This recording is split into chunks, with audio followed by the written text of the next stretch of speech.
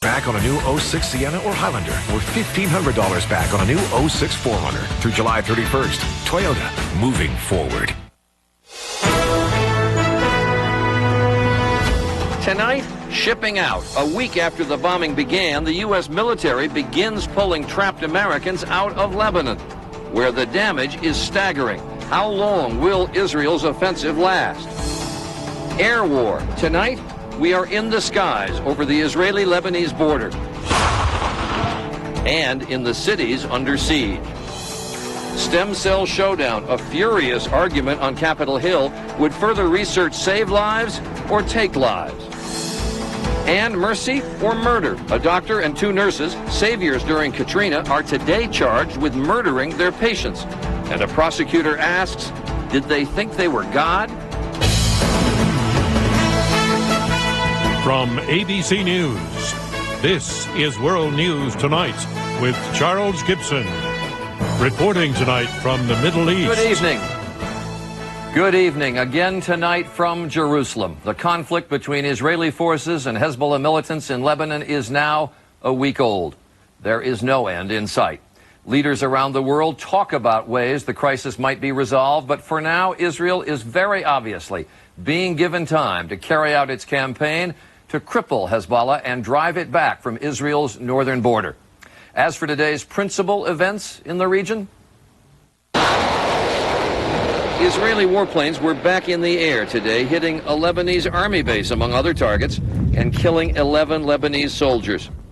Israel's prime minister has taken aim at Iran, which finances Hezbollah, accusing it of direct involvement in the kidnapping of 2 Israeli soldiers, while President Bush accused Hezbollah's other sponsor, Syria, of trying to get its troops back into Lebanon.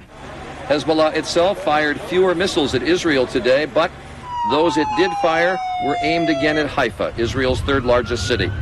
And after what must have seemed like an interminable wait, Americans are beginning now to get out of Lebanon. And it is to the evacuation of Americans from Lebanon and the situation in that country that we turn first.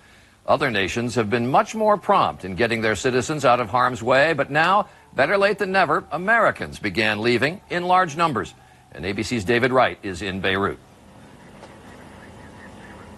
Good evening, Charlie. Just a few moments ago, the airstrikes resumed here in Beirut, but all day long, it's been an extraordinarily quiet day. During daylight hours, not a single bomb fell on this city for the first time in a week. And there's no coincidence there. Israel was well aware that today, Americans were on the move. Today, a lucky few U.S. citizens got to leave this war-torn country. 120 Americans suited up for a one-way ticket out. But most Lebanese have no escape from this.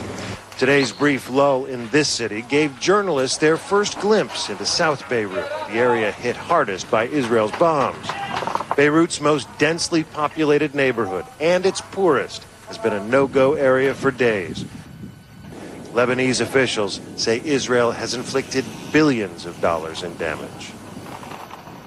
Outside Beirut, there's been no let-up in the bombing. In the south, 12 civilians from 2 families were killed when an Israeli warplane hit their minivan with a missile. In the north, today, an estimated